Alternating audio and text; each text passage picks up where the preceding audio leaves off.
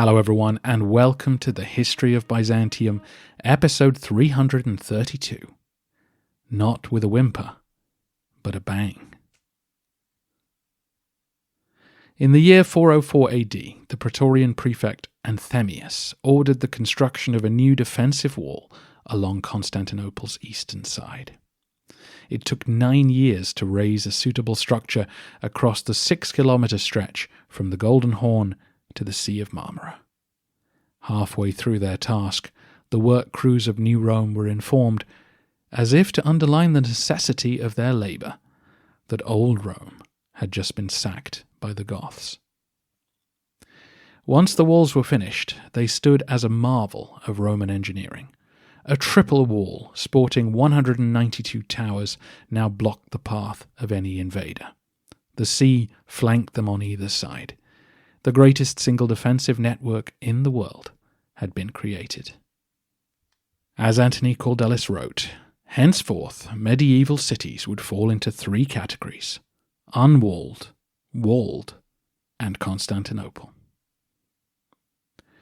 4 centuries later, on the other side of the world, the Chinese discovered the formula for gunpowder. Charcoal, sulfur, saltpeter, bang. Initially, this new concoction was employed as entertainment, fireworks to wow the great and the good, but the potential for its use as a weapon was noted. Another 4 centuries pass, and explosives appear on the battlefields of Europe for the first time.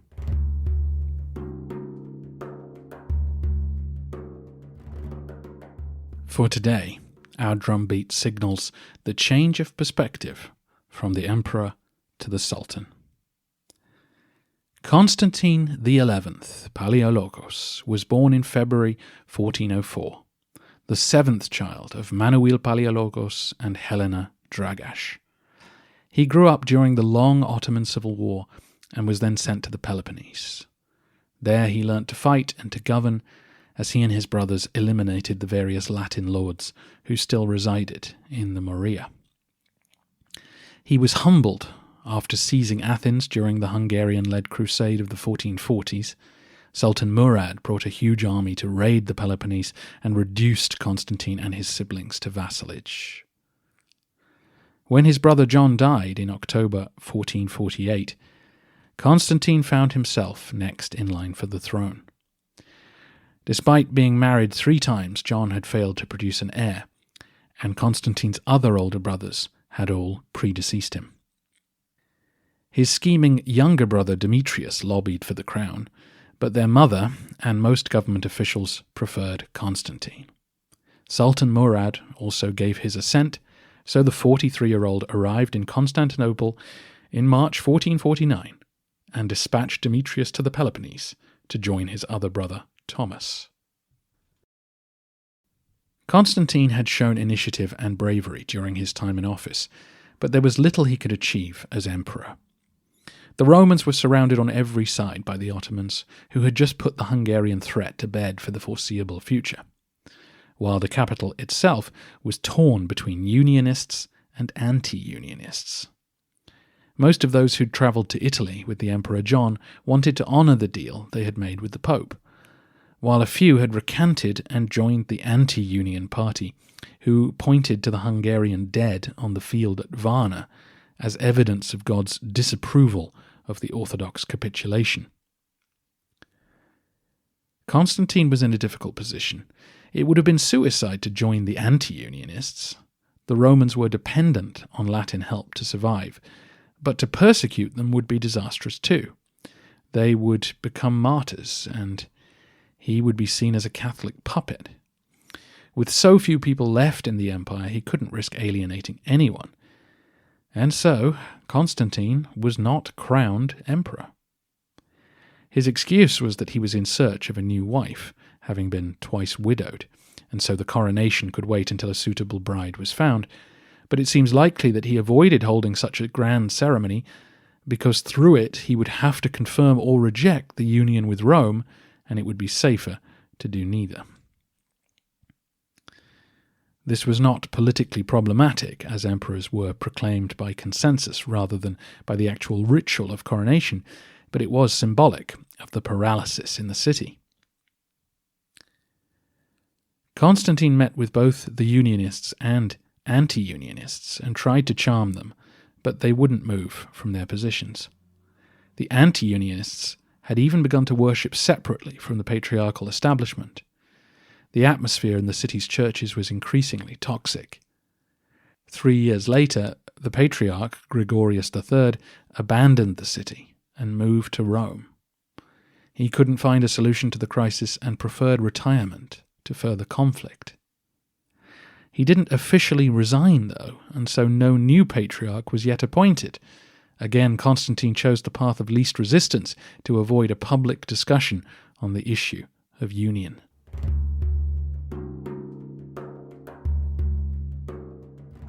Mehmet II was born in 1432 at Adrianople, the son of Sultan Murad II and a European slave girl. He was sent to eastern Anatolia to be educated and learn the basics of governance. Bizarrely, his father abdicated in 1444, leaving his 12-year-old son as the reigning sultan. As we heard in our last episode, Murad quickly returned to fend off the Hungarians, and when he died in 1451, Mehmet was 18 and able to rule in his own right. Mehmet was a very good student and eager to take charge of the state, and he was absolutely certain what his first objective was: to conquer Constantinople.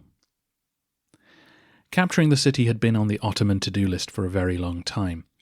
3 different attempts had been made to besiege it, but each had failed because of the immense logistical challenge which it presented. Mehmet firmly believed that now was the time to strike. His father had neutralized the main pockets of resistance to Ottoman rule, and the recent failure of the Varna Crusade made it unlikely that the Latins would rouse themselves for another campaign. The stakes were high for the young Sultan, though. This was going to be the first major campaign of his reign. His legitimacy was on the line. He'd already had power yanked away from him once, and if this siege failed, it would be a black mark against him. Mehmet had learnt from history, though. Previous sieges had failed for a number of reasons. External enemies striking from east and west, Ottoman pretenders popping up to destabilize the succession, and most significantly, Christian control of the sea. This prevented the Turks from reaching the vulnerable sea walls and allowed supplies to reach the Romans. The Sultan immediately attended to these potential issues. He had his baby brother strangled soon after learning of his father's death. Then he greeted every envoy who came to meet him warmly, confirming all of his father's peace treaties. Finally, he ordered the construction of a huge fleet. Later that year, the emir of Karaman tried to take advantage of Mehmet's youth by seizing fortresses in central Anatolia. The Sultan swiftly took them back, but instead of launching a punitive raid, he pushed for peace. The emir accepted, giving Mehmet hope that his eastern front had now been secured for the next few years. On his way back to the Bosphorus, he was met by 2 parties demanding favours from him. One that emphasized the potential vulnerability of his position, and the other that confirmed him in his mission. The first were his janissaries. The men who guarded his bedchamber were demanding a bonus to celebrate his accession to the throne. The Sultan had little choice but to pay them. If this borderline mutiny angered him, then we can only imagine his mood when the next set of envoys arrived. You see, the Romans were holding a great-grandson of Bayezid under comfortable house arrest at the request of the Ottoman authorities. The Turks paid the Romans a stipend to keep him there and away from imperial politics. Since Mehmet was new on the throne and handing out peace deals willy-nilly, the Romans decided to push their luck. They asked if Orhan's allowance could be doubled, to make sure his guards don't accidentally, help him start a civil war. They had poked the wrong bear. Mehmet sent them home without an answer, but they soon got one. The Sultan and a small army arrived to the north of Constantinople in spring 1452. They moved to the coast about 10 kilometers north of the city, and began to lay waste to the fields and vineyards along the shore. The locals fled to Constantinople, and the mood in the city plummeted as the Romans realized what this meant. You see, the next step in the Sultan's plan was to build a new fortress on the European side of the Bosphorus. During his 8-year siege of Constantinople, Bayezid had built one on the Asian side, and now Mehmet wanted another just across the water. The goal was to place cannons in both in order to fire on ships travelling south from the Black Sea. The Romans received most of their grain from that direction. If this plan was successful, the Ottomans would essentially be able to close the Bosphorus, shutting down a major source of aid for the Romans. This decision was not without consequence, though. To close the shipping lanes would deny access to the Venetians and Genoese, both of whom had major interests in the Black Sea. When the Sultan's work crews arrived at the construction site, alarm bells rang across the Mediterranean. Constantine quickly sent envoys to the Sultan, laden with gifts, and Mehmet beheaded them. Those who shouted that the end times had come seemed less foolish than they once had. The Vasilevs was under no illusions about how serious the situation was. He began making frantic preparations for the siege he knew was coming. He gathered all the grain he could from the surrounding countryside, he had weapons stockpiled, and he sent engineers to begin patching up the walls and clearing the moat. He also discreetly conducted a survey of the population of his capital to learn how many men could be pressed into service on the walls when the Turks arrived. The answer he got was deeply concerning. His officials came back with the number 4,773. Constantinople was not the city it had once been. The population had dwindled to somewhere between 25 and 40,000 people. A good size for a European city, but a far cry from an imperial capital. The construction of the new fortress along the Bosphorus had encouraged more people to flee, leaving the emperor dangerously short of manpower. The census simply confirmed what he already knew. Without help from the Latins, the city was as good as lost. Constantine dispatched a stream of begging letters and envoys headed for the courts of Western Europe. Help must be sent immediately, or it will be too late.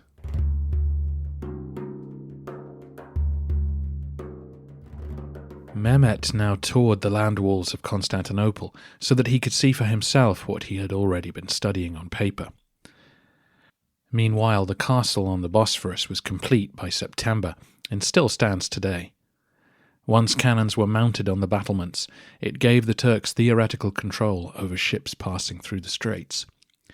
Since this was seen as Constantinople's lifeline, the fortress became known colloquially as the Throat Cutter. By November, the garrison had their cannons loaded and ready to fire. Their ships would sail out and inform anyone travelling south that they must stop and pay a toll or face the consequences. Most complied. But on the 10th of November, 2 Venetian merchant vessels approached the fortress. The Venetians had enjoyed tax-free trading in the Bosphorus for centuries now, and they weren't about to change their ways. The ships sailed on, the cannons opened fire, but missed their target. 2 weeks later, another Venetian merchant, carrying grain to Constantinople, tried to run the gauntlet. This time, a cannonball over 400 pounds in weight passed straight through its timbers. The ship sank. The crew swam ashore and were taken to the Sultan. He had them beheaded and their captain impaled. War was coming to the Italian merchant republics, whether they liked it or not. Mehmet then headed back to Adrianople to oversee preparations for the largest military campaign in Ottoman history. To make sure that no help would come from the Peloponnese, the Sultan ordered an army to attack Constantine's brothers. The Turks stormed through the countryside, disrupting the harvest and scattering the people.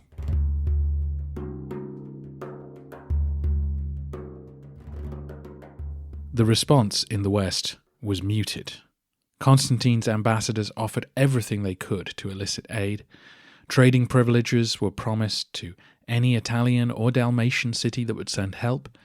King Alfonso of Aragon was offered the island of Lemnos, while Janko Hunyadi, the Hungarian general, was offered the remaining towns of Thrace if he could muster some crusading spirit. The Pope, Nicholas V, was not as sympathetic as the emperor had hoped. He was well aware that the union pronounced at Florence had not yet been celebrated in Constantinople. He wrote to the Vasilevs warning him that the Ottomans were God's punishment for Greek disobedience.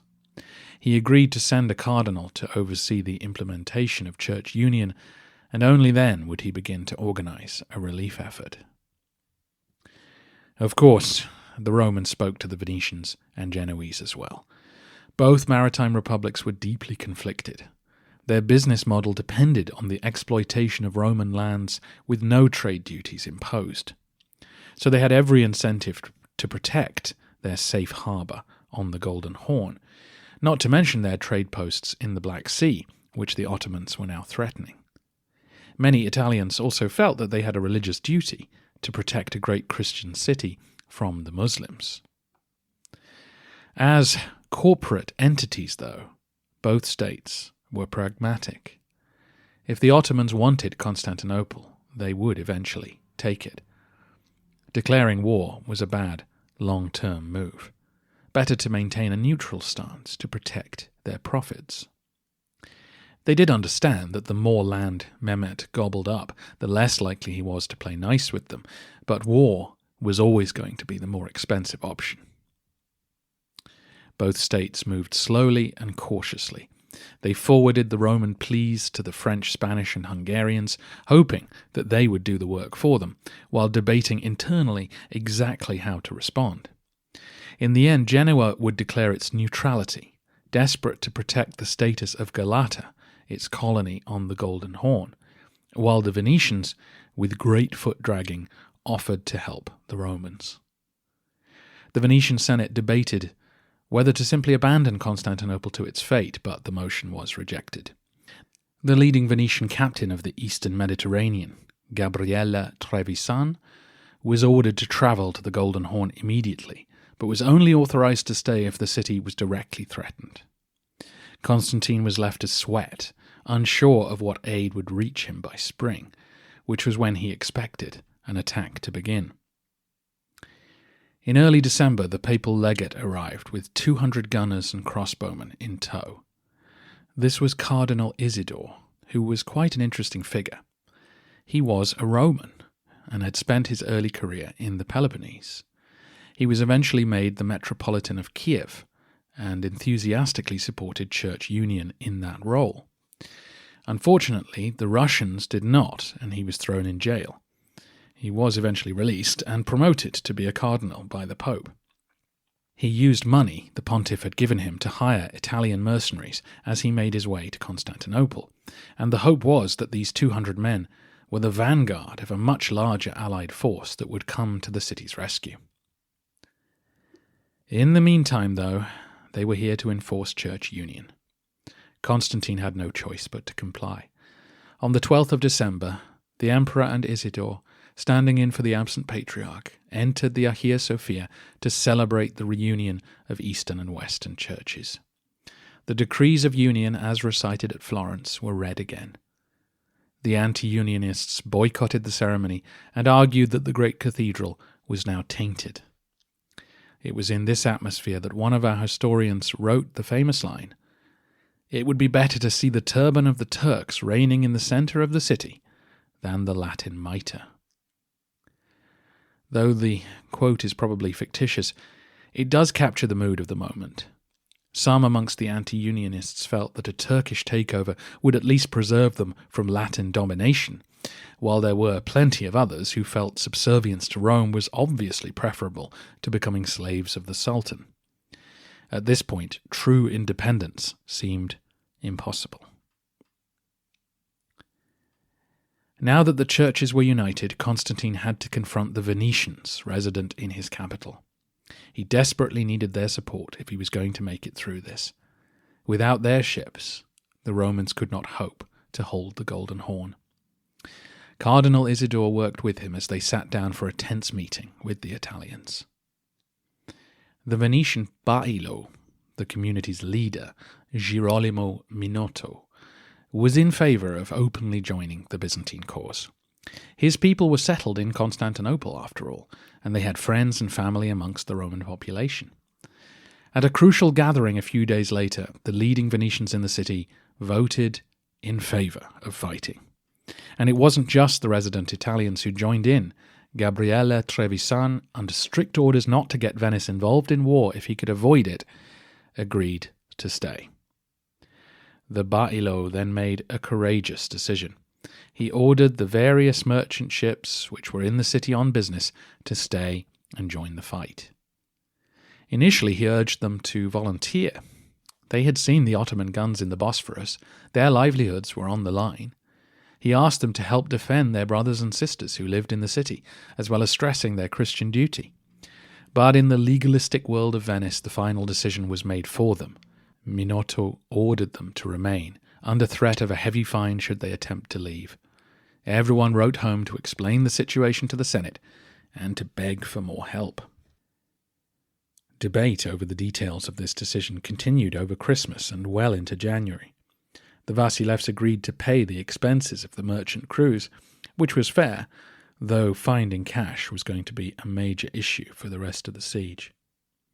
There was also a heated debate about what to do with the goods which the merchant ships were carrying. The Romans wanted it unloaded and placed in warehouses in Constantinople, but the sailors balked at this. In the end, their captains kept their goods on board, but swore oaths to the emperor that they would not flee. This was a huge relief for Constantine. The sea walls remained the most vulnerable point in the city, as the Venetians knew all too well. Their ships would now patrol the Horn, while their spare men would be sent to serve as infantry. This decision was also crucial for the historical record, since one of the men who stayed behind was Niccolo Barbaro. Barbaro was serving as a crossbowman and possibly a medic on one of the merchant vessels, and he kept a diary of the siege, a day-by-day account of what the Venetians did to defend Constantinople. It's a vital source for what you're about to hear.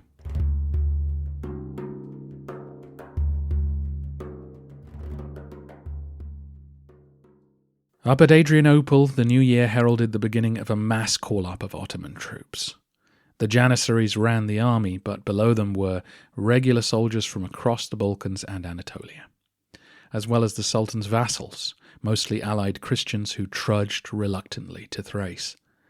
Joining them were volunteers, mercenaries of all faiths and nomads from the plateau, all drawn by the promise of the riches which lay inside the great city. As I'm sure you know, Mehmet was also investing heavily in artillery. Gunpowder had arrived in Europe around the middle of the 13th century. Clumsy cannons, bombs, and handguns had all followed, and the intense competition between states had led to the rapid development of new weapons and tactics. By the 1370s, cannons had made it to the Balkans and had become a feature of sieges, while, as we saw last episode, the Hungarians had already developed battlefield artillery by the 1440s. The Ottomans were actually well behind the French and English, for example, who'd happily been blowing one another up during the 100 Years' War. But they had used cannons without much success against the walls of Constantinople during Murad's siege of 1422. Mehmet now demanded the creation of a full artillery battery that could be unleashed against the ancient defences. This included handguns, or harquebuses for the Janissaries, small caliber cannons, and large mortars. These heavy, short-barreled guns threw stone balls high into the air, and most of these pieces seem to have been cast by European engineers who had the necessary expertise and were handsomely rewarded for doing so. Famously, Mehmet commissioned a monster cannon of unprecedented size, promoted to him by a Hungarian called Orban. We are told that he had offered his services to Constantine, but the emperor did not have the cash to spare. and so Orban turned up at Adrianople, promising to build a huge cannon which could put a dent in the Roman land walls. "The shot from my cannon," he supposedly said, "could reduce even the walls of Babylon itself." The expense was huge, and the danger that the cannon would shatter after firing was great. But 3 months later, Orban was ready to test it. The population of Adrianople were warned about the impending experiment, and good thing they were, since the resulting explosion was heard for miles around, and clouds of smoke filled the air. The test was successful, though. The cannonball it fired travelled 1,000 paces and embedded itself deep into the earth. The Sultan smiled.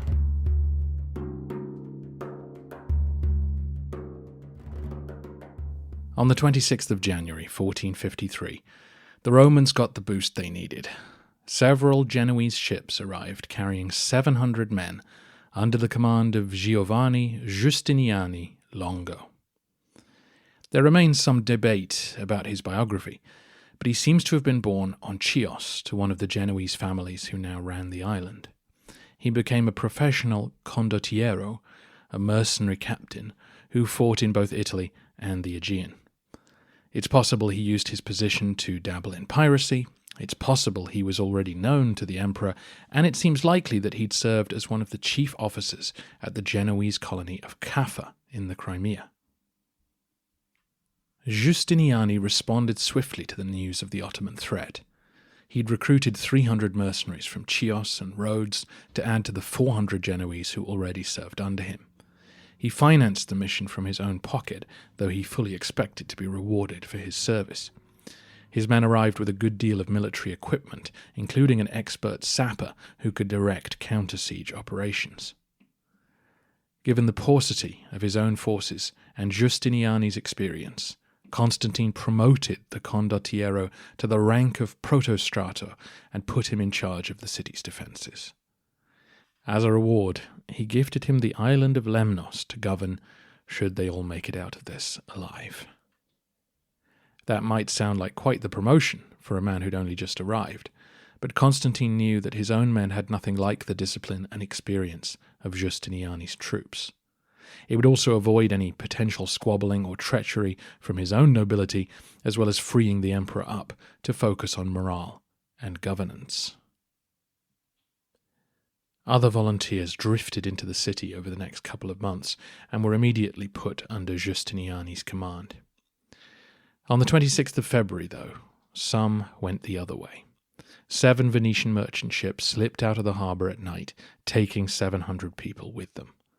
The wind was on their side, and they escaped the notice of the Turkish fleet gathering at Gallipoli. It was what the emperor had feared would happen, and though he was told that no one else would fly the nest, he really couldn't afford to lose any more men. Spring was approaching. Every day reports reached him of the monstrous numbers that Mehmet was raising to bring against him, on land and at sea. Soon, reinforcements might not be able to reach the city. It was only at this point that the Venetian Senate received all the letters from the meetings held in December. They were still deeply ambivalent about attacking the Ottomans, but they accepted the word of Minotto and Trevisan and agreed to send help. 2 transport ships were commissioned to carry 400 soldiers each to the Golden Horn. The men had to be recruited, the ships prepared, and the expedition paid for, of course, and so it was agreed that this relief force would not depart until the 8th of April.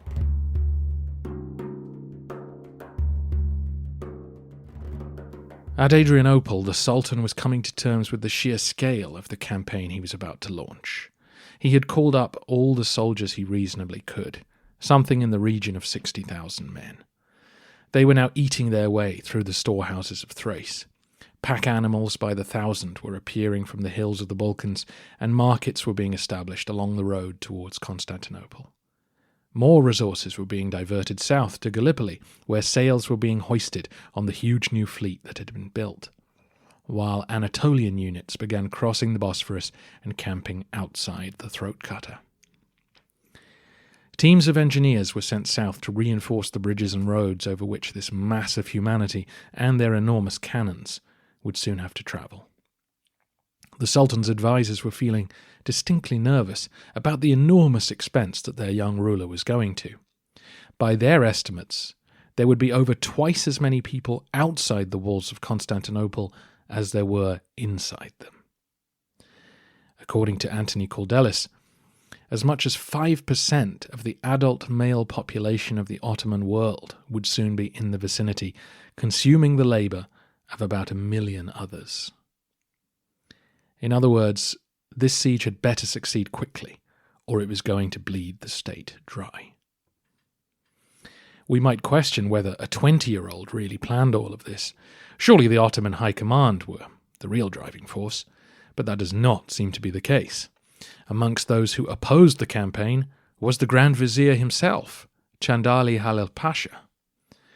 Halil had been the vizier when Mehmet had briefly ruled a decade earlier, and there was tension between them over how Murad's return to power had been handled. The Grand Vizier was a cautious man who enjoyed personal investments in trade that passed through Constantinople, and according to some sources, took regular bribes from the Byzantines to leave them in peace. The Marcher lords of the Balkans were not keen on this plan either. They enjoyed the freedom which came from the decentralized Ottoman state. Constantinople was clearly an imperial capital. They were happy to see it left as a backwater, and resented sending their best men to throw themselves against its walls in the cause of a stronger central government. The stakes were getting higher and higher for Mehmet, who drove the campaign forward with furious intent. He demanded that the attack commence as soon as possible. He sent ahead a scouting force whose job was to neutralize the remaining Byzantine forts in Thrace. Some surrendered, others resisted. The Ottomans didn't want to waste time besieging these outposts, so they simply left a few troops to blockade places like Salimbria to ensure that they could offer no help to their compatriots. The main body of Turks continued on to the Theodosian walls. There they cut down the vineyards and orchards which lay outside the fortifications to clear space for the artillery batteries which would be placed there. On Easter Monday, the 2nd of April, the first units of Mehmet's army made camp in front of the walls. The siege had begun.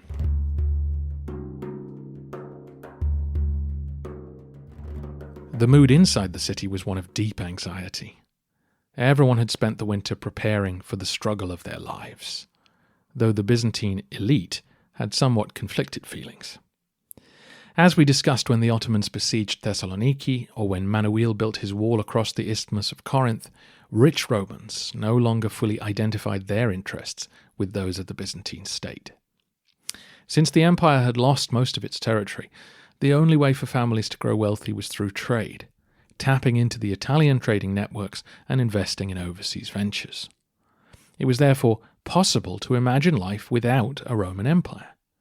If the Ottomans took the city peacefully, they might leave the elites in place. In theory, they could transition from serving one imperial ruler to another while maintaining their status. If the Ottomans took the city violently, well, they could lose everything. This put rich Romans in a similar position to their Genoese and Venetian counterparts. They all knew that an Ottoman takeover was not ideal, but if it was inevitable, then they didn't want to ruin their chance of surviving the transition. Inevitably, this led to suspicion and mistrust. The emperor and the common people suspected the elites were not contributing all they could to the common defense. But from an elite perspective, it would have been foolish to do so. A prime example of this conflict can be seen in the figure of Loukas Notaras. Notaras was born in Constantinople to an elite family. He served with distinction as an administrator and diplomat before essentially becoming prime minister during Constantine's reign. He was also one of the richest men in the city. His family owned land in the Peloponnese, and he was heavily invested in Genoese public debt. He kept most of his money in the Bank of St. George in Genoa, safely away from imperial tax collectors. But with the siege bearing down on him, Notaras worked diligently to save the city, offering his personal fortune as collateral to help Constantine secure a loan and using his own money to aid in repairing the walls. After the siege, Notaras still had money left to offer the Sultan, which drew much criticism. But would you give up everything you had for a seemingly doomed cause, or save some for your family's future? This was the dilemma which all the Christian nobles faced as the Turks hove into view. What chance did the Romans have of surviving this? Perhaps 5,000 or 6,000 Byzantines were now under arms, but most had little military experience, while the Venetian decision to stay and the arrival of Giustiniani had brought the foreign contingent up to somewhere between 2,000 and 3,000. 9,000 men to defend the walls against an army of 60,000, with potentially as many as 40,000 sailors in the Ottoman fleet. As Anthony Caldelis comments, rarely has a struggle between a dying and emerging empire been fought so unequally. The only advantages the defenders had were the unique geography of the city and her walls. Even 1,000 years after their construction, they remained the most formidable fortifications in the world. The Ottomans would first encounter a moat. No water ran through it, but it was 20 feet deep and 60 feet wide, preventing siege towers from approaching. Once the Turks had crossed it, they would encounter the outer wall, 30 feet high, with square towers standing every 50 to 100 yards along its length. If they made it beyond that point, there was a 50-foot gap before they would encounter the giant inner walls, whose towers stood 60 feet high. Few conventional armies had even bothered to assault the triple walls. Those that attacked the city generally focused on the Vlachernae section in the northwest corner of the city. Here, the slope of the land made a continuation of the triple walls impossible, and so a single wall, 50 feet high, guarded the palace district. Of course, what no one knew was how the ancient stones would cope with an artillery bombardment.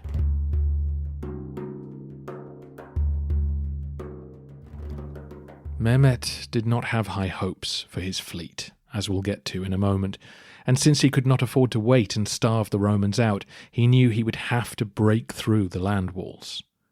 The Sultan arrived on the 5th of April and urged his artillery to begin firing as soon as possible. The army had already spread out across the length of the walls, establishing their camps and digging defensive ditches. They now prepared the ground for their cannons.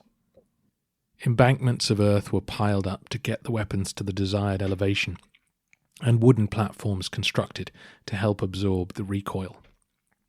The Ottomans had around 50 regular battlefield cannons and some traditional catapults, but the main event were the dozen or so giant bombards capable of firing huge cannonballs that could smash into the battlements. Mehmet spread his artillery batteries out along particular sections of the wall. From north to south, he aimed significant firepower at the walls around the Vlachernae Palace. The largest contingent faced the Gate of St. Romanos, and smaller forces lined up against the Pegay Gate and the Golden Gate down near the Sea of Marmara. The two most vulnerable sections were the first two. Vlachernae, because it was a single wall, as we just discussed, and the Gate of St. Romanos, because it guarded the Lycus River valley. The Lycus was a shallow stream, which sometimes ran dry in summer, but it was significant enough that the land dipped down around the Romanos Gate before rising again and being a fairly consistent height for the rest of its length. This meant that the Romanos Gate was the only place in the entire defensive chain where attackers could shoot down on the defenders, giving the cannonballs the chance to pick up extra velocity. Needless to say, Orban's monster gun was in the vicinity. Now, to be accurate, the gate which the Ottomans targeted was not actually the Gate of St. Romanos. It was the 5th military gate, which lay immediately to the north of the Lycus stream. Check the maps I've posted on the website if you want to visualize all this. When we talk about gates like the Pegay Gate, we mean the very large gates through which the public could travel when they were open. They had bridges which crossed the moat.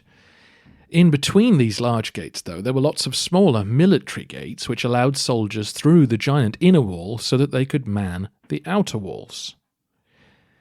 The public gate of St. Romanus was a couple of 100 meters to the north. The military gate, often called St. Romanos in the sources, was the lowest point in the walls, and therefore where the guns were targeted.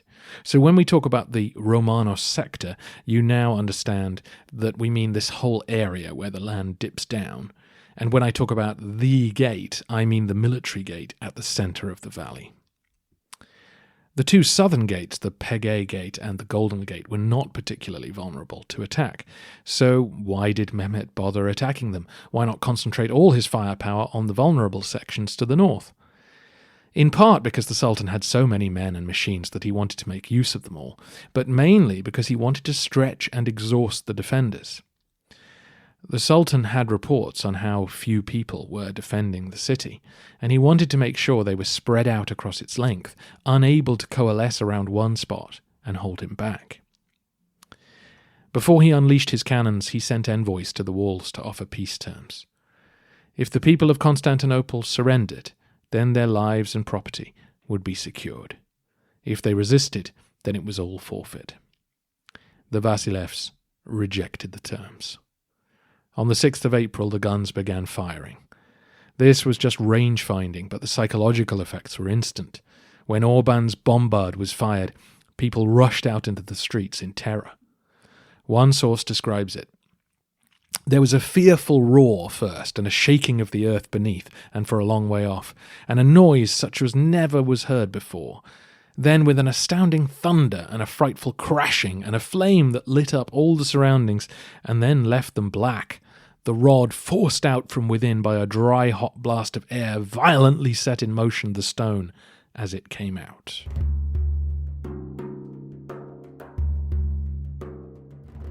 When I began this podcast, I never imagined that I would have to explain why the Romans did not surrender Constantinople. But doubtless many thought that this was the best option on the table. No one seems to have spoken publicly about this. The emperor had made it clear that he wasn't interested in giving in, nor were the Italians who were risking their lives to man the walls. But let's dig a little deeper. It's probably true to say that the people of Constantinople were less inclined to surrender than those at Thessaloniki and elsewhere. Obviously, this was the capital of the Roman Empire and the seat of orthodoxy, but practically speaking, the unique geography of the city meant that it could exist as an independent city in an Ottoman world so long as the Italian fleets were with them. Whereas even a grand city like Thessaloniki had little future if its people couldn't access the fields outside the walls. Constantinople, with its huge internal space, had fields and vineyards between its streets, giving it a real sense of being an island unto itself. Conversely, while the elites of Thessaloniki could reasonably believe that the Turks would leave them in place and move on to other targets if they surrendered, the same couldn't be said of Constantinople. The Turks would have to take over the city. They couldn't leave Romans and Italians in prominent positions from which they might rebel. Most likely, the Ottomans would make it their capital, convert churches into mosques, and in other ways transform it. Change would be hard to navigate. I think it's also questionable whether the terms of surrender would have been honoured had the emperor taken them.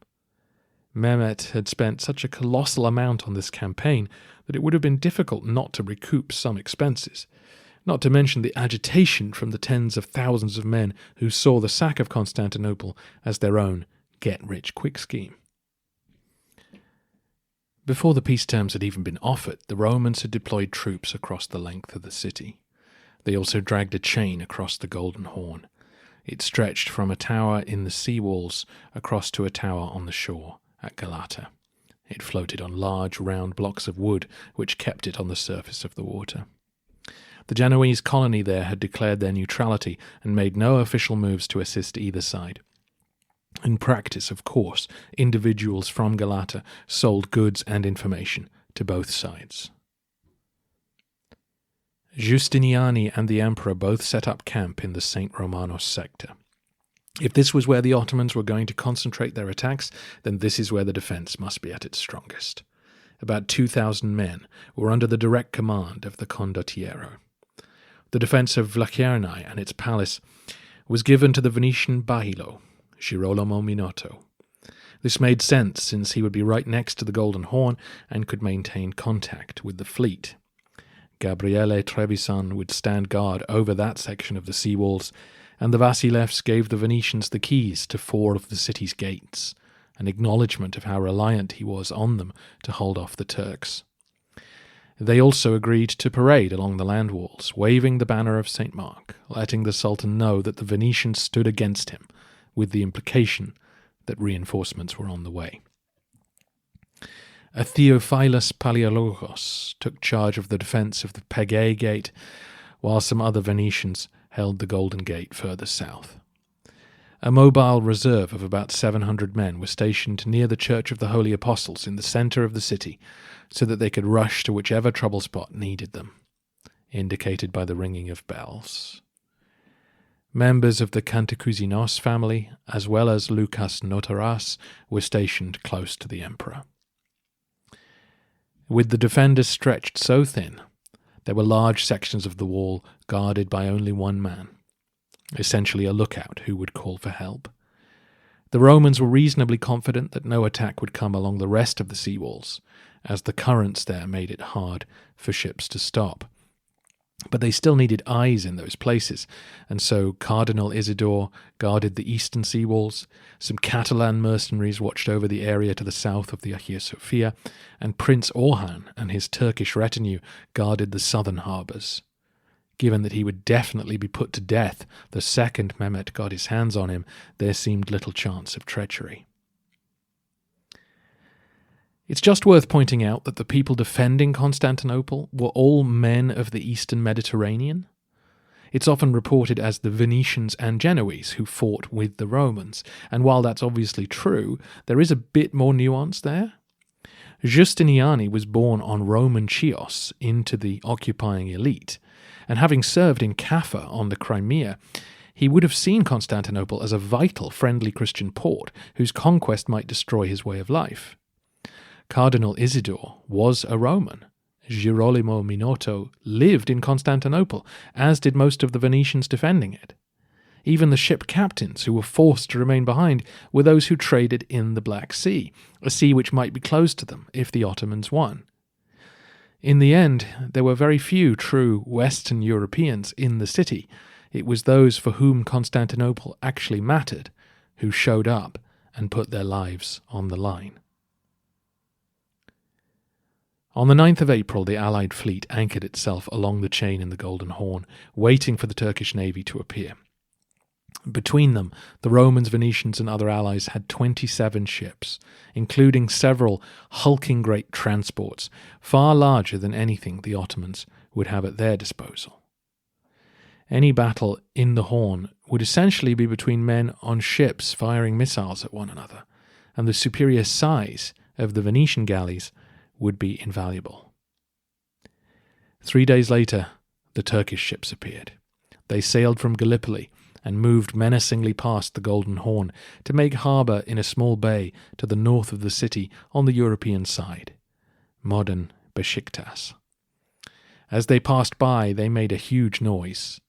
Niccolo Barbaro, present on the Allied ships, says they played tambourines and castanets, which makes them sound quite jolly, but he clearly found it an intimidating drumbeat. Barbaro says that the Ottomans had 145 vessels in their armada. Other estimates are slightly lower, but crucially they had few actual galleys that could go toe-to-toe with their Venetian counterparts. The majority of ships were essentially large, oared rowing boats. If an opening appeared, the Turks could disgorge thousands of eager marines onto the shore, but if it came to ramming their way into the Golden Horn, the smaller Ottoman vessels would struggle to make an impact against the chain and the huge Venetian ships anchored behind it. It seems unlikely that Mehmet wanted his fleet to really attempt this. The true value of their presence was to block reinforcements from reaching the city. it was better that they remain intact. Not that this was of much comfort to Barbaro. He makes it clear that the presence of this fleet led to a constant state of anxiety for his fellow sailors. They only kept 3 ships stationed at the chain at any one time, but the men on the sea walls would sound the alarm whenever the Turkish ships moved, and at the sound of the bells, all the sailors would rush to their ships and get in the water at any time of day or night, leading inevitably to exhaustion and fraying tempers. The Sultan was determined to exhaust, demoralize, and deplete the defenders as much as possible throughout the course of the siege.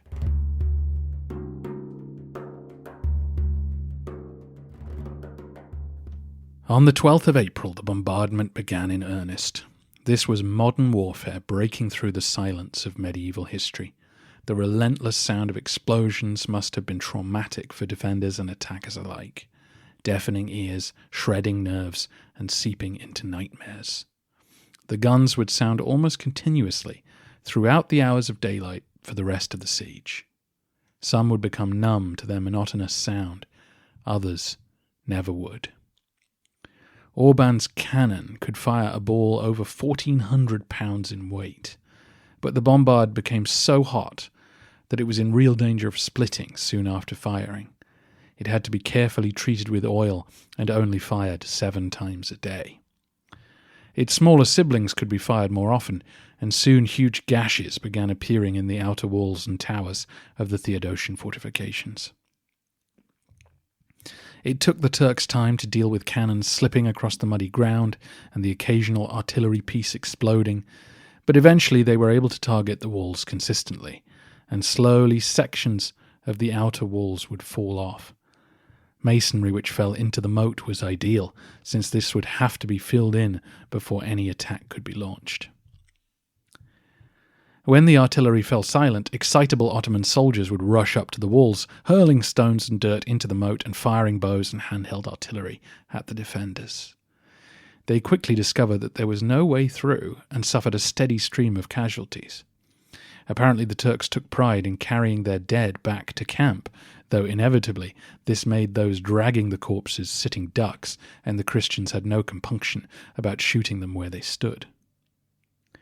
First thing in the morning on the 18th of April, a concerted attack was made on the St. Romanos sector. The defenders were roused in a panic, but the impossible obstacle which the walls still provided meant that 200 Ottomans were dead before the rest realized what they were up against and backed away. The bombardment resumed.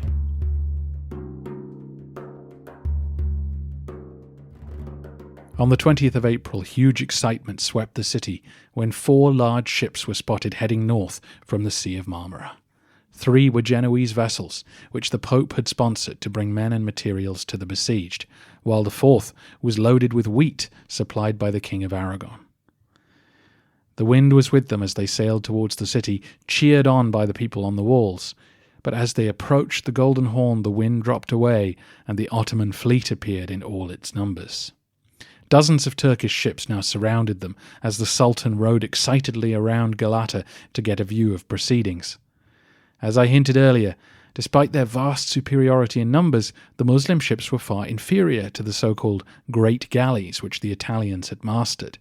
These 40-metre-long ships were capable of carrying 200 tons of cargo beneath their decks, and as such the Marines standing on deck stood several metres above their counterparts in the Ottoman fleet. So despite being surrounded and fighting for several hours, the Italians prevailed.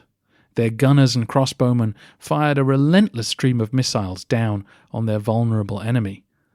Boarding was impossible, so the Turks used firearms to try and sink them, but their projectiles were too small and couldn't break through the hulls, and their trajectory made it hard to target the men on deck. With the currents of the Marmara causing everyone trouble, the Ottomans were unable to force the enemy south, and their admiral clearly didn't want to lose thousands of men by ramming the large Christian ships. As Mehmet grew increasingly furious, the Allied ships edged towards the Golden Horn, and as night fell, the Venetians lowered the chain, and their reinforcements limped across the line. The Turks returned to their harbour to face the Sultan's wrath. There was great joy inside the city at this small victory. In fact, the past week had been both harrowing and hopeful. Though the Turkish guns were doing damage, no towers had yet collapsed, and every day the Ottomans were using up more men and supplies.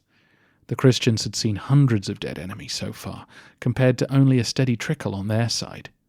Giustiniani had initially led his men out into the field to skirmish with the Turks, but when too many men were killed, he decided to pull back to the outer wall. From here, arrows and handheld guns were doing more than enough damage to keep the enemy at bay.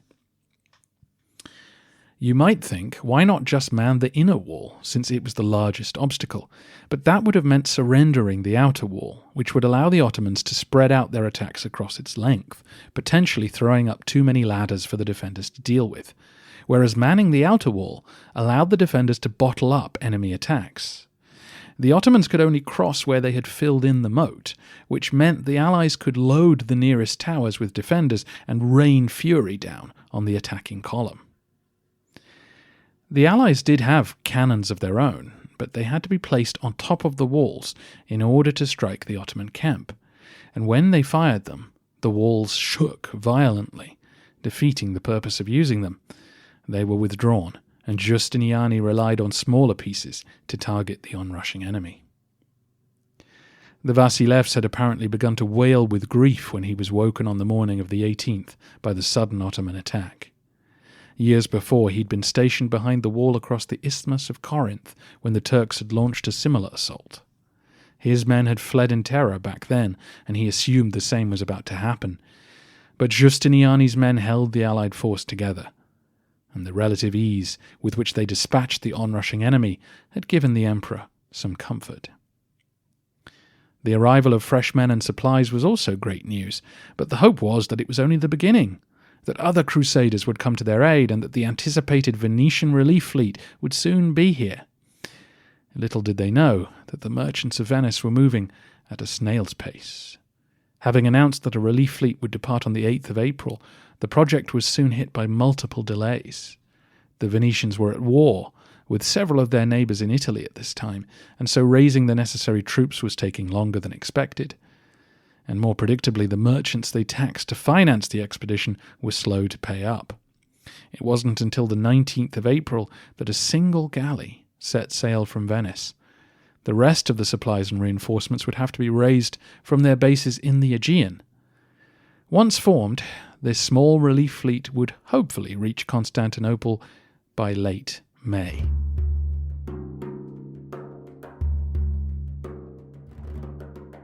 Mehmet had his admiral removed from his command and publicly flogged after his failure to intercept the Christian ships. Of course, 4 boats hardly changed the balance of power. The Ottoman forces still outnumbered the defenders 10-1, but in a way that was why it was such a demoralizing moment. How could 100 Turkish ships fail to stop just 4 of their enemy? Surely if more reinforcements arrived, the siege would be over. Every man outside the walls understood what was at stake. They'd all been dragged hundreds of miles from their posts to be here, and the fury with which the Sultan responded to this setback made it clear that failure would not be tolerated. Rumours began to spread about Venetian ships bobbing over the horizon. The Grand Vizier again suggested that the siege be called off.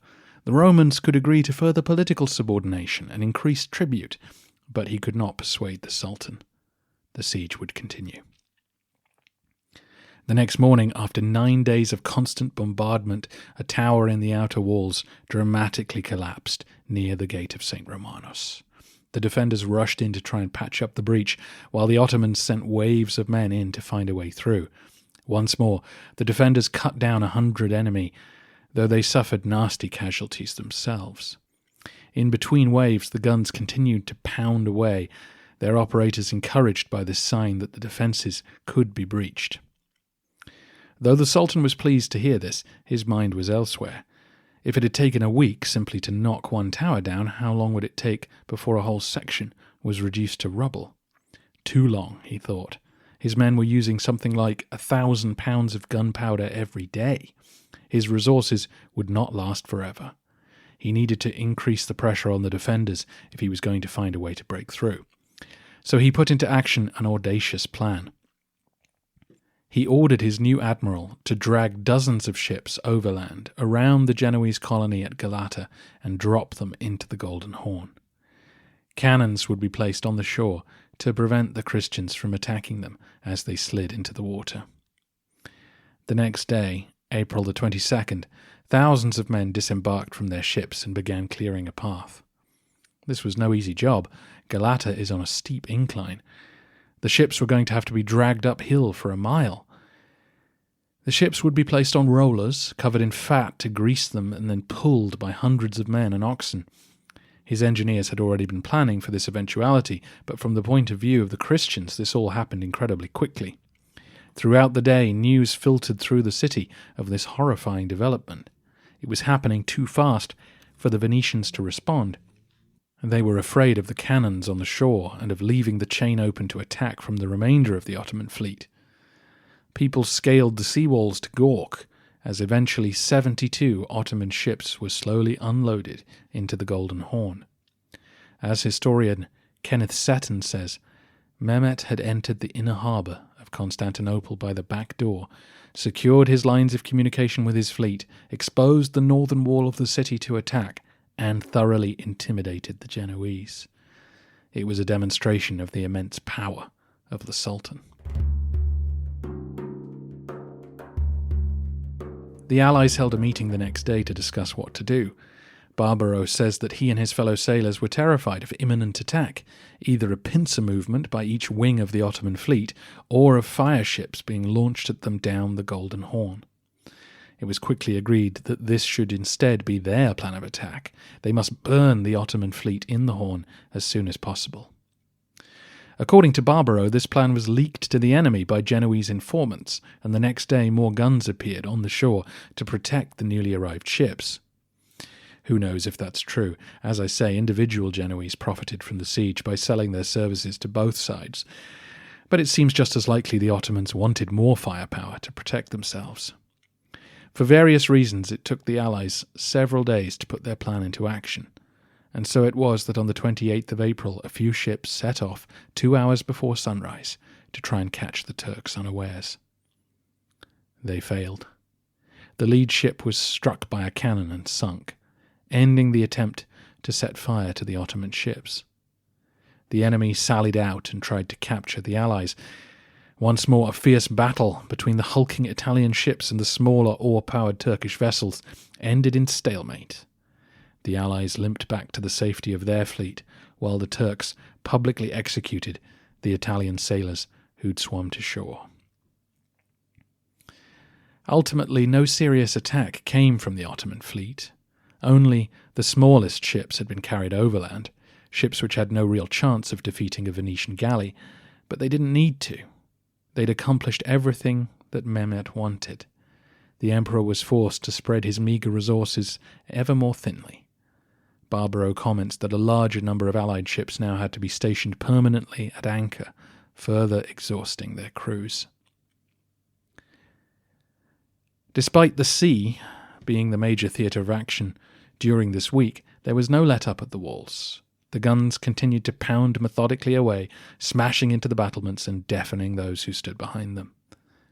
As the siege reached the 1-month mark, the strain began to tell on the defenders. Food had become scarce and prices soared. Officers reported to the emperor that men were not turning up to their posts, leaving large sections of the walls unmanned. Ordinary Romans had to tend to their animals and vegetable plots just to feed themselves. When asked about going AWOL, one man responded, "Of what consequence is military service to us when our families are in need?" The tension between rich and poor was acute. Many poor Byzantines felt that they should be paid to serve as soldiers.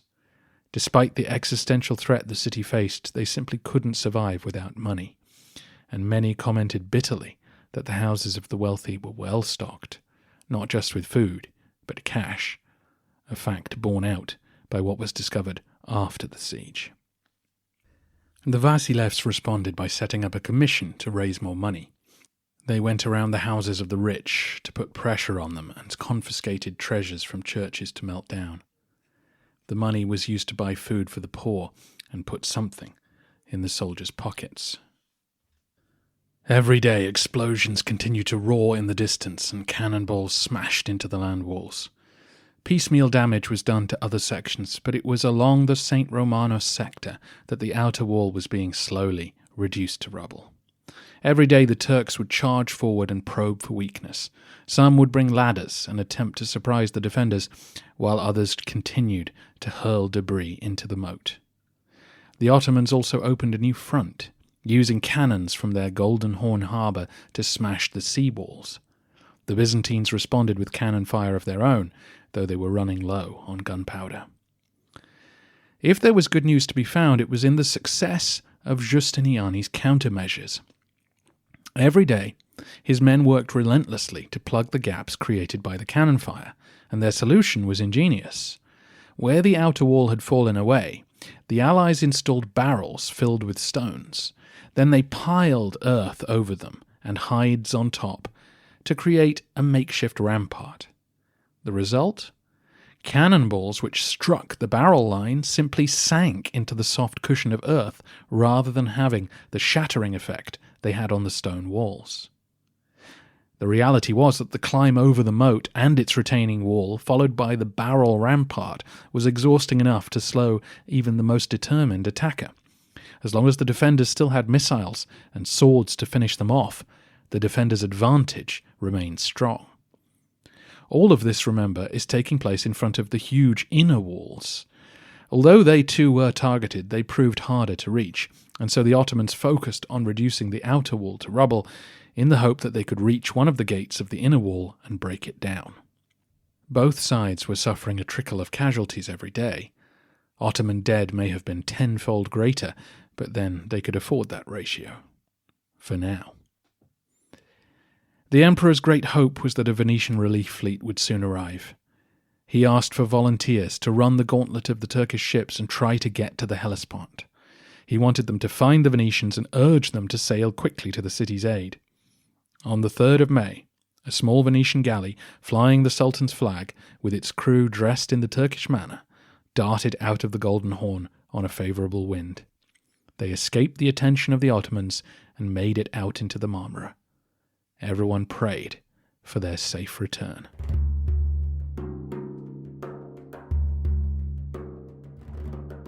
The Sultan kept probing for weakness. On the 5th of May, he moved a cannon just to the north of Galata. From there, it fired over the top of the Genoese colony at the Allied ships in the water below. Several were struck, causing a huge panic amongst Barbaro's colleagues. They swiftly changed their anchorage to avoid further attack. But the Sultan really was adept at finding ways to drain their energy further. Back at the land walls, the Ottomans concentrated more of their guns on the ailing St. Romanos section. After puncturing a 10-foot gap in the walls on the 6th of May, the Turks made a determined assault the next morning. Tens of thousands of men rushed forward screaming, with castanets rattling and carrying rams to break into the city. Initially, Giustiniani's men mowed them down using crossbows and small cannons. These fired walnut-sized bullets that could penetrate armour, and with the enemy pressed together towards the narrow opening, some shots would pass through 2 or more men in succession. But the weight of numbers pushed the Genoese back, and more Turks were able to scale the ramparts and make it into the gap between the outer and inner walls. Soon the Genoese were fighting hand-to-hand with an enemy who vastly outnumbered them. The lookout bells were ringing wildly, and slowly Byzantine reinforcements appeared behind them and above them on the inner walls, and the Ottomans were driven back with terrible casualties. Most of these attacks were taking place between dawn and sunrise to take advantage of the gloom and the cooler weather. Early the next morning, the Ottomans launched themselves at Vlachernae to the north. The attackers set fire to one of the gates, but were once more driven off by the relentless missiles of the defenders high above them. The burnt gate was quickly walled up. On the 12th of May, another huge attack was thrown at the Vlachernae walls. With Ottoman ships in the Golden Horn, the hope was that some kind of pincer could be brought to bear here. But again the Byzantines rang the bells, and help arrived in time to send another few hundred enemy combatants to their graves. Barbaro notes that since there hadn't been a naval attack in 10 days, men from the fleet were being called up to serve on the walls to plug the gaps left by the fallen. The Sultan was growing frustrated. The siege was now 5 weeks old, and the expenses were racking up. Thousands of his men were dead, and though they'd punctured a great number of holes in the outer wall, it wasn't having the effect he'd hoped for. The defenders still possessed a significant advantage. An ambassador from Hungary had also visited his camp, which his men had seen. The ambassador carried a message from Janko Hunyadi, warning the Sultan to desist. Mehmet knew that the Hungarians were not even mustered yet, assuming they had any intention of marching. But rumours spread through the camp nonetheless that a Christian army would soon be loose in the Balkans, in addition to the Venetian fleet that everyone expected to appear on the horizon at any moment. But the Sultan refused to yield. He simply changed tactics once more. He ordered his fleet to begin manoeuvres, his soldiers to erect siege towers, and his sappers to begin digging.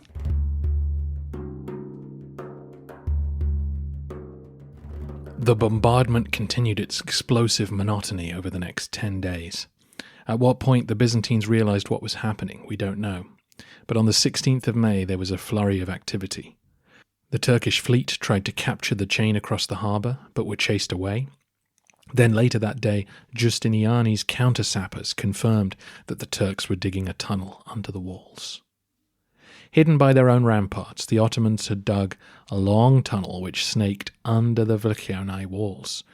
The goal of undermining during a siege was to place wooden supports under a section of the walls, then set fire to them. The sudden collapse of soil would hopefully bring down the walls above. Even a minor breach, occurring with no warning, could be enough to wrong-foot the defenders and doom a city. Digging under the triple walls was difficult, since the mass of fortifications made it harder to locate the right spot to burn, whereas Vlachernae, with its one large wall, was a tempting target. Giustiniani had brought with him an expert sapper named John Grant, a German or possibly a Scot. Having detected the Ottoman tunnel, he instructed the Romans to dig one of their own. Their goal was simple: locate the Ottoman tunnel and destroy it. When the Allies found it, they quickly set fire to the props, collapsing the tunnel and suffocating those still inside. Despite this success, Mehmet was once more draining the defenders, invading their dreams and pushing them to be constantly alert on multiple fronts. The next day the Ottoman fleet appeared at the chain again. They were driven off by cannon fire from the sea walls, but they were clearly under instructions to harass the Allies and force them to keep their crews in the water. This prompted fears at the land walls that an attack must be imminent. This duly followed the next morning, though from an unexpected direction. The Turks suddenly elevated a prefabricated siege tower near the Pegay Gate in the south. Their troops had filled in a small section of the moat and suddenly pushed the tower forwards. This made a huge impression on the defenders, some of whom wrote about it years later. They rang the bells and called for help before rushing out to meet this attack head-on. They managed to get to the tower before it could reach the walls and set fire to it. The Turks inside the tower fled in a panic, but the troops behind them rushed up to try and douse the flames. Fierce hand-to-hand combat followed, again with the defenders' advantage slowly overcoming the superior Turkish numbers. The Allied troops locked shields and stood in front of the tower until the fire had fully embraced it, while their archers poured volleys from behind them at the onrushing enemy. Once the tower was suitably stricken, both sides withdrew. The next day the Ottomans completed a pontoon bridge they'd been building. It crossed the narrowest point of the Golden Horn at its northern end. This allowed Ottoman cannons to be moved swiftly between firing at the sea walls and the land walls in that corner of the city, constantly keeping the defenders on their toes. The endless bombardment continued, with large sections of the outer wall near the Gate of St. Romanos now reduced to rubble. Every day soldiers would rush up and hurl debris into the moat, despite the missiles of the defenders, and every day Giustiniani would try to scoop it out and use it to reinforce his makeshift ramparts. Though this was becoming increasingly difficult to accomplish, as the cannons would target his men if they lingered around the moat for too long. Everyone in the city was being pressed into helping the men on the walls. The old, women and children, priests would all bring food, water and rubble to the garrisons along the battlements. On the 21st of May, the Turkish fleet once again menaced the chain, causing bells to ring out across the city, but no attack came. Later in the day, another tunnel was found and destroyed at Vlachernae. And then, in the twilight, a lone ship made its way up to the city, the chain was lowered, and it came in. It was the scout ship that had departed 18 days earlier. The emperor came rushing to hear their account, but was deeply depressed to hear that they had seen nothing. They had made it to the Hellespont and asked the locals what they knew, but they had no inkling of a Venetian fleet. Unbeknownst to the besieged, the single vessel the Italians had dispatched was still at Negropont, the Venetian headquarters on the island of Euboea, just off the Greek mainland. They were waiting for ships from Crete to join them before they loaded up on supplies. The Venetians were being slow and cautious and didn't realize the urgency with which Mehmet was prosecuting his siege. By the way, a word for those men, probably Venetians, who took on that mission. After sailing for 9 days away from the siege and learning that no help was coming, they turned back. Plenty of others would have sailed on, justifying their flight by saying they were trying to locate the relief force. Instead, they returned to the Lion's Mouth to honor their word to their comrades. Constantine seems to have become deeply depressed at this point. Though his defences were holding, he clearly felt that the arrival of reinforcements would push Mehmet to abandon the siege. Now there was seemingly no prospect of that. A lunar eclipse soon after caused a ripple of paranoia in the city. Omens and prophecies were circulating widely as everyone searched for some heavenly sign of their impending fate. One apparently claimed that the city would not fall unless the moon gave an unusual signal, which this eclipse seemed to fulfill. The icon of the Virgin was paraded along the walls the next day, but was dropped during the procession, a bad sign. Another story the defenders had heard was that since Constantinople was founded by Constantine, son of Helena, it would not fall until another Constantine, son of Helena, reigned over them. Someone clever had designed that one to drive Palaiologos mad. His mother, as you'll recall, was Helena Dragash. On the 23rd of May, another tunnel was discovered, and 2 of the enemy were taken alive. They were tortured to reveal the location of any other tunnels, and once they had, they were decapitated and their bodies thrown over the walls. Over the next 2 days, 2 more tunnels were discovered and destroyed. One had its props in place under a section of the wall and would have been ready for incineration at any moment. But as far as the Romans knew, they had successfully neutralized all of the enemy's subterranean assaults.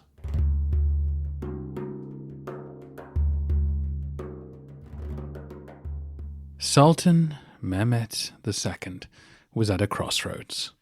Every attack he'd made on the walls had failed. Yes, his artillery continued to smash them, but only one section had truly been levelled, despite firing continuously for 43 days.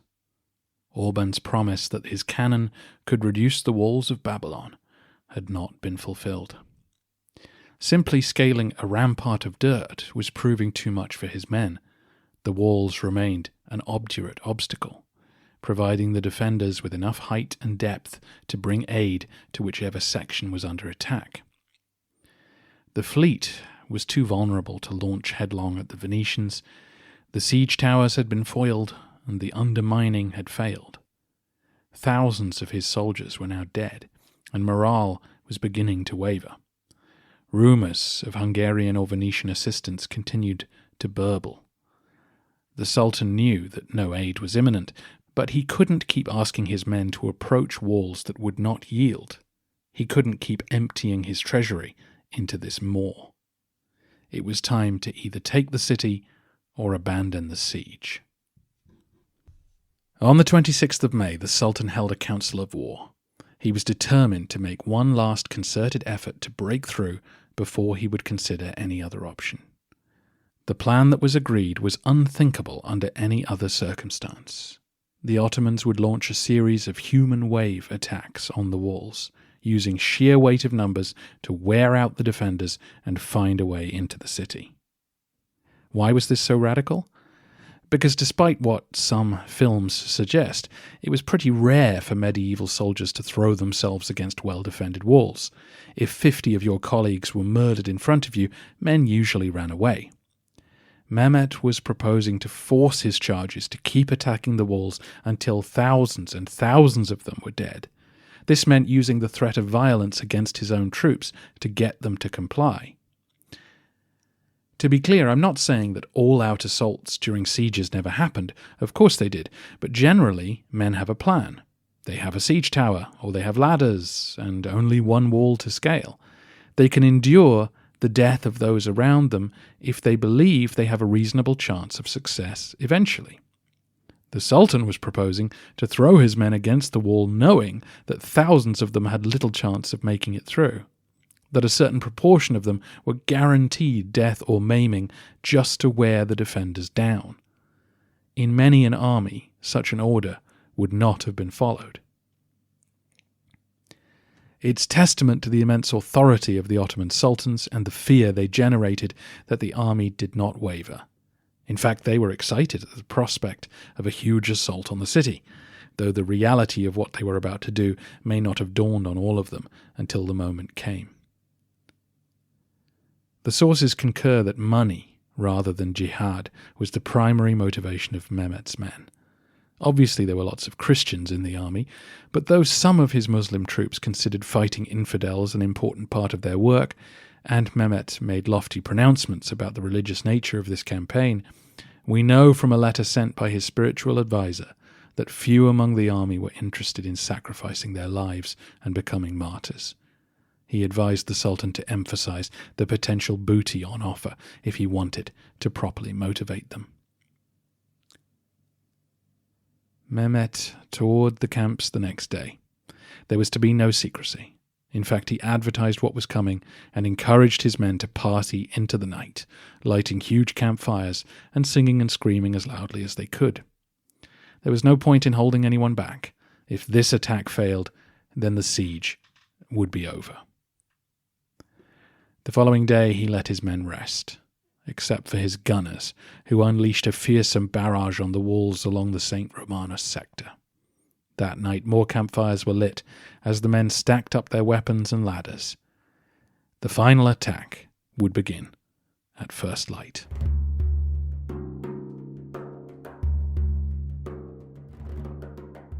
As soon as it became clear what was coming, the Allies began working through the night trying to repair any patches of wall or rampart that they could.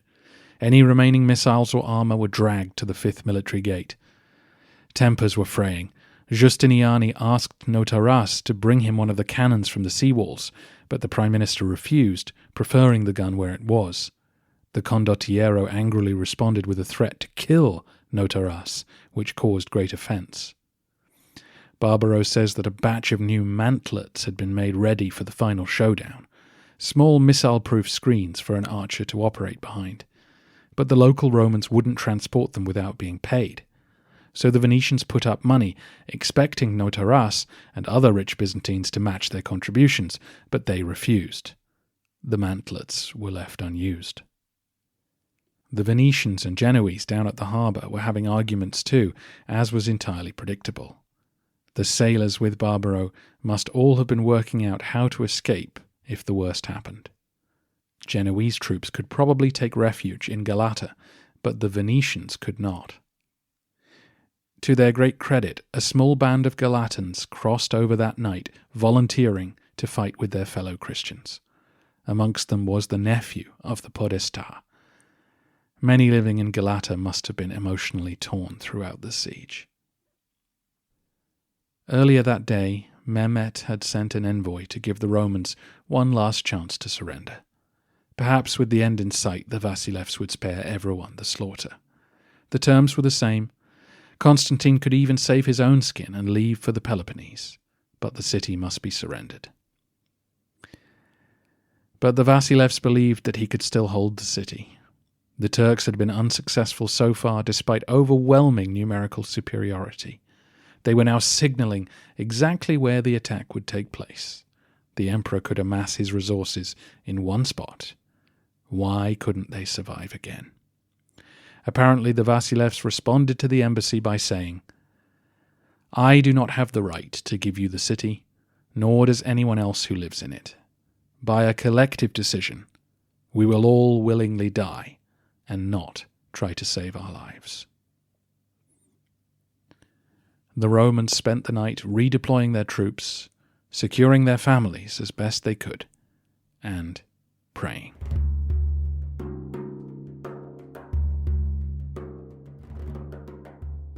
Our two perspectives now become one for narrative simplicity. As soon as the first flicker of light was visible on the morning of the 29th of May, 1453, the Ottoman guns began one final barrage, smashing the St. Romanos sector with everything they had left. Then around 1 a.m., the attack began.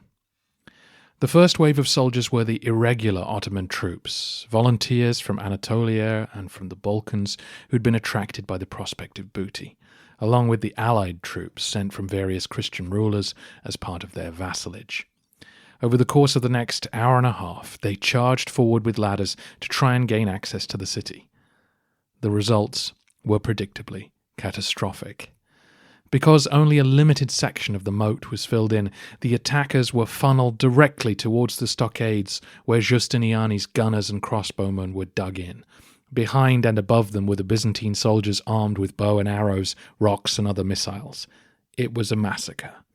Hundreds and hundreds were cut down as they charged into the killing zone in and around the outer wall. As men approached the ramparts and saw their comrades tumbling backwards in various states of disrepair, they began to retreat and head back to camp, only to discover that the Janissaries were waiting for them, swords drawn, to insist that they resume their attempts in earnest. Most chose to return to the walls.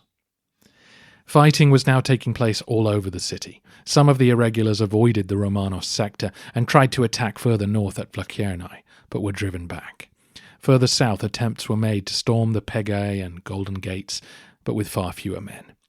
Down at the Golden Horn, the Ottoman ships approached the seawalls in an attempt to land and drive defenders from the towers, while out in the Bosphorus, ships approached the chain to try and keep the Venetians distracted, while others sailed along the Marmara, taking potshots at the defenders in the hopes of finding an opening.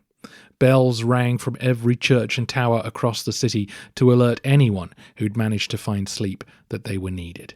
None of these other attempts to break into the city succeeded, and doubtless Mehmet didn't expect them to. Once more their goal was to maintain pressure on the defenders, to confuse and to tire them, and to prevent them from coalescing at the Romanos sector. Back at the walls, thousands of dead men now lined the moat and the outer wall. The Sultan finally called a halt to proceedings around 2:30 a.m. and ordered another bombardment of the defences. So far the defenders had endured with relative ease, but Mehmet knew what he was doing.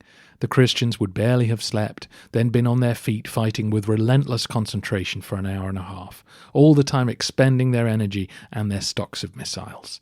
Now the blasted sound of cannons did its traumatizing work once more. As the guns fell silent, the second wave began. This time it was the Sultan's regular troops, most of them men from Anatolia, well armed and much better disciplined than the first wave. With war cries and castanets rattling, they raced for the stockades, using ladders and grappling hooks to get to the defenders as quickly as they could. Again the fighting was fierce, and again the Allies drove them back. The more orderly Anatolians called for a cannon blast to help clear the defenders out. They withdrew in good order, a bombard launched a cannonball into the area, and under cover of the smoke and noise the Turkish troops rushed into the breach once more. In the pre-dawn gloom the Turks thought they could make headway against the outnumbered defenders, but they couldn't. Hundreds more were killed. This time many did make it up into the outer walls. There they found postern gates and hacked away at them, only to be discovered by the allies who cut them down, while those who skirmished with the Genoese found the Italians too tough and too entrenched to make any progress. Finally the Sultan gave the signal, and the battered remnants of his infantry collapsed back behind their own ramparts. The time had come for the final wave. It was nearly 4 a.m. Dawn. The defenders were exhausted, running low on supplies, but they still held the 5th military gate. The thousands of dead and wounded men all around them only created more obstacles for an attacker to overcome. It was now time for the Sultan himself to join the fray. He rode forward, leading the Janissaries towards the breach. If you want your donatives, then you're going to have to earn them. The elite Ottoman troops were highly disciplined and professional, easily recognizable by their tall white turbans. And unlike all other Turkish troops, they advanced in terrifying silence. Once he reached the moat, Mehmet wisely withdrew, leaving his best men to finally break the Christian line. The fighting which followed was the most intense of the entire siege. 2 sets of highly disciplined soldiers in full armour. Arrows would no longer necessarily do, and the hand-to-hand fighting was bitter and brutal. Regular troops were eventually pushed back into the fray to support their betters as the Janissaries struggled to overcome the Allied lines. Slowly, the weight of Turkish numbers allowed more and more men to penetrate the outer wall. This didn't instantly give them a significant advantage. The defenders on the inner wall were still shooting down on them, but it increased the pressure on the Christians significantly. Their attention was now drawn in multiple directions. Some groups of men put ladders up to the inner wall, others hurled missiles at the Genoese. Eventually, some Ottomans broke through a postern gate, which some sources claim the Romans had inadequately sealed. The Turks who broke through were cut down, but it created an opening, which allowed increasing number of Ottomans into the city, from where they could climb the inner walls and shoot down on the defenders manning the stockades at the 5th military gate. The crucial moment came when Giustiniani was shot through the armhole in his breastplate. Either an arrow or a bullet lodged itself in his side, bringing the great general to his knees. Those around him dragged him through the 5th military gate to seek medical attention. Once they realized how much blood he was losing, they decided to carry him down to the Golden Horn to find a proper medic. As in many a medieval battle, the withdrawal of the army's general caused panic and uncertainty. No deputy seems to have been appointed, and so the Genoese began to withdraw when they realized the condottiero was not coming back. With the Genoese departing, the Janissaries increased their efforts, hacking at the Romans and other Italians left at the ramparts. A rout began with more and more Allied soldiers rushing to get through the gate to safety. A crush ensued with unfortunate men trampled to death in the stampede. The Janissaries stabbed away at their backs, and the defence collapsed. Once the gate was clear, the Turks poured into the city and began opening other gates in the wall. Soon everyone who could left the Ottoman camp and swarmed into the city. Estimates suggest that 2,000 or 3,000 allies were killed in the rout, the Emperor Constantine amongst them. Some Ottoman troops scaled a tower in the centre of the city and raised the Sultan's banner. This alerted the defenders in other parts of the city, who were still fighting, that a breakthrough had occurred. Soon, everyone abandoned their posts. Most ran for the Golden Horn to try and reach a ship, as the Turks fanned out across the capital, searching for loot. The city was lost. No Christian eyewitness was present to confirm what happened to Constantine XI. The first story we hear is that he asked his own men to kill him so that he wouldn't be taken alive, flinging off his insignia before the Turks did the job for him. While an Ottoman account says he was fleeing for the Golden Gate to escape the city when he was cut down. Either could be true. Both could be propaganda. Nothing in his conduct of the siege suggested that Constantine wanted to be a martyr. He may well have attempted to flee. The battle was lost. Most people were running, and he did have somewhere to go. If he made it to the Peloponnese, he might have been able to survive. All we can say with confidence is that he was killed inside the city and that his body was never convincingly identified. Whether he ran or fought to the death, the fact that he refused to surrender the city lent his death a noble quality which contemporaries immediately recognized. He was 48 years old and had been emperor for 4 years and 5 months. With his death, the Roman Empire finally reached its end.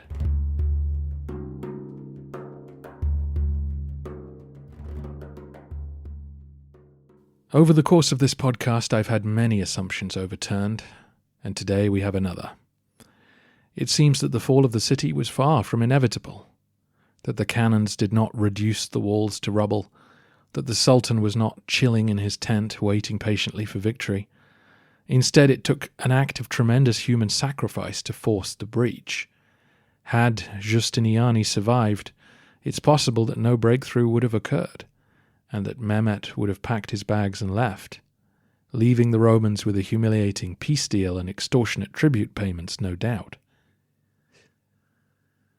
But the astonishing defensive capabilities of the walls cannot make up for the reduced state of the Romans who lived behind them.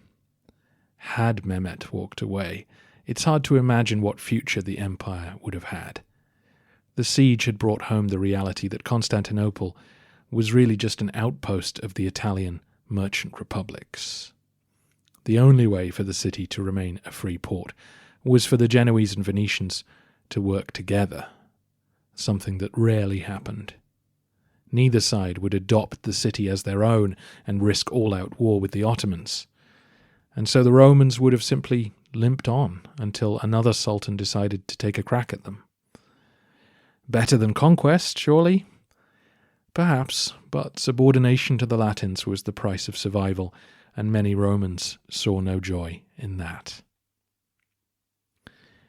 In contrasting Constantine XI, son of Helena, with the first of that name, Antony Cordelis notes that, quote, "The last Vasilevs of the Romans had no crown, no wife, no heir, no patriarch, no money, no legions, no fleet, and no grave." It's a fitting summary of the state of the empire when it fell, though I also like the sheer pettiness of the Venetians, who noted that the last emperor of Constantinople died 17,163 hyperpera in debt to them.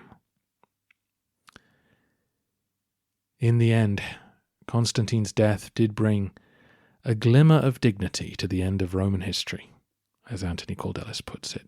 And I can't better his lines that, quote, "Constantinople did not bow its head and go quietly under the Turkish yoke.